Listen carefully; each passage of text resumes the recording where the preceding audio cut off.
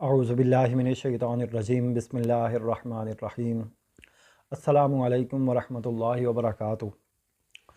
نیکی کیا ہے اور نیکی کی حقیقت کیا ہے؟ آج کل ہمارے ذہنوں میں نیکی کے مختلف تصورات پیدا ہو چکے ہیں۔ مختلف طبقات میں نیکی کا تصور مختلف ہے۔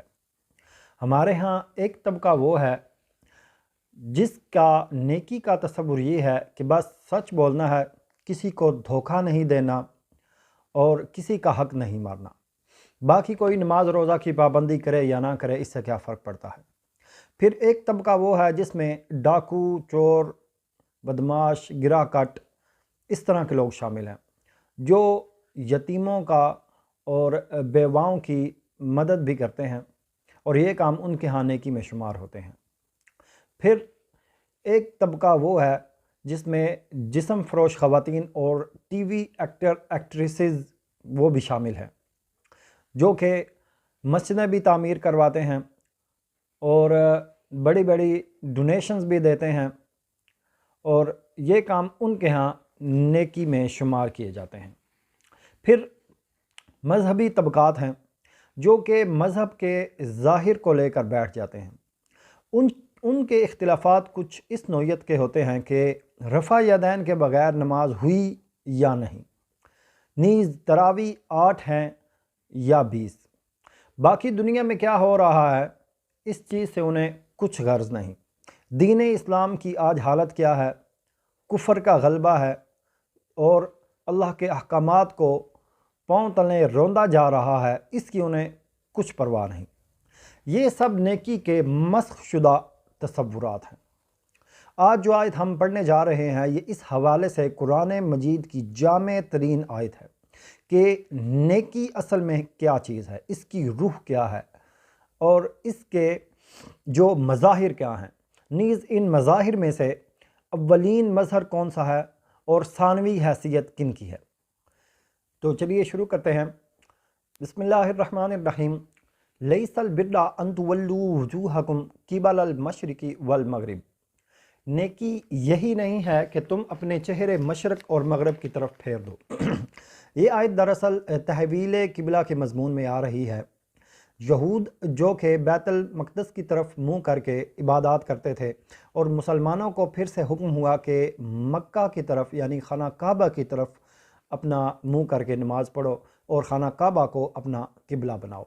تو یہاں پہ یہ بات اللہ تعالیٰ بیان فرما رہے ہیں کہ اگر تم یہ سمجھتے ہو کہ بیت المقدس کی طرف منہ کر کے نماز پڑھنا یا عبادت کرنا بڑی نیکی ہے، یا کعبہ کی طرف منہ کر کے نماز پڑھنا بڑی نیکی ہے، تو ایسی بات نہیں۔ یہاں پہ دراصل اس نیکی کی نفی نہیں کی جا رہی، بلکہ نیکی کا جو ظاہر ہے وہ بھی نیکی ہے، لیکن اصل شے جو ہوتی ہے وہ اس کا باطن ہے۔ اگر نیکی کا باطن ٹھیک ہو، نیت صحیح ہو، پھر نیکی نیکی ہے، ورنہ نہیں۔ پھر فرمایا اب نیکی کیا ہے؟ وَلَٰكِنَّ الْبِرَّ، بلکہ نیکی تو اس کی ہے من آمن باللہ، جو ایمان لائے اللہ پر، والیوم الآخر، اور یوم آخرت پر، والملائکۃ، اور فرشتوں پر، والکتاب، اور کتاب پر، والنبیین، اور نبیوں پر۔ سب سے پہلے نیکی کی جڑ بنیاد بیان کر دی گئی کہ یہ ہے ایمان، تاکہ نیت صحیح ہو جائے۔ اور ایمانیات میں سے سب سے پہلے اللہ پر ایمان کہ جو میں نیکی کر رہا ہوں کس کے لیے کر رہا ہوں، اس کا اجر مجھے کس سے مطلوب ہونا چاہیے۔ نیز میرا رازق اللہ تعالیٰ ہے، میری عزت اور ذلت اللہ تعالیٰ کے ہاتھ میں ہے، میرا نفع اور نقصان اللہ تعالیٰ کے ہاتھ میں ہے۔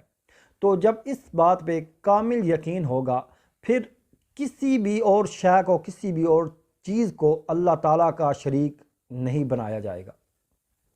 پھر یوم آخرت پر ایمان کہ جو میں نیکی کر رہا ہوں اس دنیا میں، جو اچھا کر رہا ہوں، جو برا کر رہا ہوں، اس بات کا ایمان کہ ایک دن مجھے اس اپنے کرتوتوں کا، اپنے اعمال کا صلہ ملے گا، مجھے جواب دہ ہونا پڑے گا۔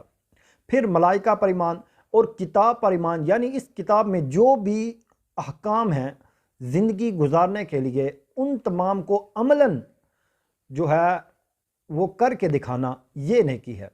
پھر تمام انبیاء علیہم السلام پر ایمان۔ تو یہ ہے نیکی کی جڑ بنیاد جو سب سے پہلے بیان کر دی گئی۔ پھر وَآتَ الْمَالَ عَلَى حُبِّهِ، اور وہ خرچ کرے مال اس کی محبت کے باوجود۔ ظاہر ہے مال ہوگا تو مال سے محبت بھی ہو گئی، لیکن جب اللہ کا حکم آ گیا تو اللہ کے حکم کو اپنی محبت میں مقدم رکھنے والا وہ مال خرچ کرے گا کن پر؟ ذوی القربہ، اپنے قرابت داروں پر، والیتامى، اور یتیموں پر، والمساکین، اور محتاجوں پر، وابن السبیل، اور مسافروں پر، والسائلین، اور مانگنے والوں پر، وفی الرقاب، اور گردنوں کے چھڑانے میں۔ نیکی کے مظاہر میں سے اولین مظہر انسانی ہمدردی کا ہے۔ اگر یہ نہیں ہے تو نیکی نہیں ہے۔ افسوس کی بات، آج ہمارے اندر سب سے بڑا فقدان ہی انسانی ہمدردی کا ہے۔ عبادات میں ہم بڑھ چڑھ کر حصہ لے رہے ہیں، مسجد میں پہلے ہی صف میں ہمیشہ خود کو پاتے ہیں، حج ہیں، عمرے ہیں، لیکن اگر کسی ضرورت مند کو دیکھ کر، کسی بھوکے پڑوسی کو دیکھ کر ہمارا ہاتھ اپنی جیب کی طرف نہیں جاتا تو گویا ہم نیکی کی حقیقت سے بہت دور ہیں۔ جیسے کہ ارشاد ہوا، لن تنالوا البر حتی تنفقوا مما تحبون، تم ہرگز نیکی کے مقام کو پہنچ ہی نہیں سکتے جب تک کہ اس میں سے خرچ نہیں کرتے جو تمہیں محبوب ہے۔ پھر ارشاد فرمایا، وَأَقَامَ الصَّلَاةَ وَآتَ الزَّكَاةَ، اور جو قائم کرے نماز اور ادا کرے زکوٰۃ۔ نماز کے بعد یہاں پھر سے زکوٰۃ کا حکم ہو رہا ہے، اسے نیکی بیان کیا جا رہا ہے، جبکہ اس سے بالکل اوپر وآت المال، عطائے مال، یعنی اللہ کے راہ میں مال خرچ کرنے کا بھی بیان ہوا ہے۔ تو اس کا مطلب یہ ہوا کہ صرف اگر کوئی شخص یہ سمجھتا ہے کہ اس نے زکوٰۃ ادا کر دی تو اس کا پورا حق ادا ہو گیا، ایسا نہیں ہے، بلکہ مال میں زکوٰۃ کے علاوہ بھی حق ہوتا ہے۔ نبی علیہ الصلوۃ والسلام نے فرمایا، ان فی المال لحقا سوى الزکوٰۃ، یقیناً مال میں زکوٰۃ کے علاوہ بھی حق ہے۔ پھر ارشاد ہوتا ہے، والموفون بعہدہم اذا عاہدوا، اور جو پورا کرنے والے ہیں اپنے عہد کو جب کوئی عہد کر لے۔ انسان کا سب سے بڑا عہد اللہ تعالیٰ کے ساتھ ہے، جو کہ عہد الست کہلاتا ہے۔ اس کے بعد شریعت کا عہد بھی اللہ تعالیٰ سے کر رکھا ہے۔ پھر ہماری زندگی کے جتنے بھی معاملات ہیں وہ تمام معاہدات کی شکل میں ہیں۔ میاں اور بیوی کا تعلق یعنی شادی، یہ بھی ایک سوشل کانٹریکٹ ہے۔ میاں مرد کی بھی کچھ ذمہ داریاں ہیں اور فرائض ہیں، اسی طرح عورت کی بھی کچھ ذمہ داریاں اور فرائض ہیں۔ مرد کے شوہر کے بیوی پر حقوق ہیں اور بیوی کے شوہر پر حقوق ہیں، تو یہ ایک طرح سے معاہدہ ہے۔ پھر آجر اور مستاجر یعنی مالک اور نوکر کا جو آپس میں تعلق ہے وہ بھی ایک معاہدہ ہے۔ پھر جتنے بھی بڑے بڑے کاروباری معاملات ہیں، کسی بھی ملک کا سماجی، کسی بھی ملک کا جو سیاسی اور معاشی جو نظام ہے وہ بھی بڑے بڑے معاہدوں پر مشتمل ہوتا ہے۔ تو اگر جب انسانوں کے اندر اس نیکی کا تصور پیدا ہو جائے گا کہ جو بھی عہد کیا ہے، جو بھی وعدہ کیا ہے اسے پورا کرنا ہے، تو بہت سے معاملات خود بخود درست ہو جائیں گے۔ پھر ارشاد ہوا، والصابرین فی البأساء والضراء وحین البأس، اور صبر کرنے والے فقر و فاقہ میں، تکالیف میں اور جنگ کی حالت میں۔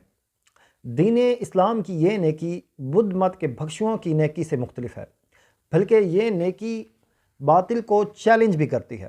یہ نیکی صرف عبادت گاہوں اور خانقاہوں تک محدود نہیں، بلکہ جو اللہ کو جو نیکی مطلوب ہے وہ یہ کہ اب اللہ کے دین کے لیے میدان میں آؤ، جنگ کرو، جہاد کرو، اور ظاہر ہے جب میدان میں آئیں گے تو بھوک بھی برداشت کرنی پڑے گی، جان اور مال کا نقصان بھی ہوگا۔ نہ جانے کتنے اصحابہ کرام نے شہادتیں دیں اللہ کی راہ میں اس دین اسلام کو قائم کرنے کے لیے۔ تو یہ بھی جو ایسی حالت میں، جنگ کی حالت میں، بھوک کی حالت میں، جو تکالیف کی حالت میں صبر کرتے ہیں، ان کی بھی بہت بڑی نیکی ہے۔ اولئک الذین صدقوا، یہ ہیں وہ لوگ جو سچے ہیں، واولئک هم المتقون، اور یہی حقیقت میں متقی ہیں۔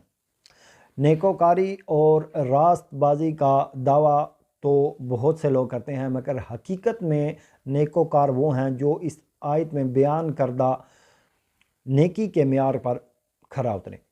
ہمارے ذہنوں میں تو نامعلوم نیکی کے کچھ عجیب و غریب تصورات پیدا ہو چکے ہیں، لیکن قرآن پاک کی اس عظیم آیت میں نیکی اور تقوی کی حامل شخصیت کا ایک حیولہ اور اس کے کردار کی ایک نقشہ کشی اللہ تعالیٰ نے فرما دی ہے۔ تو اللہ تعالیٰ سے دعا ہے ہمیں حقیقت میں حقیقی نیکی پر عمل کرنے کی توفیق عطا فرمائے۔ وما علینا الا البلاغ المبین۔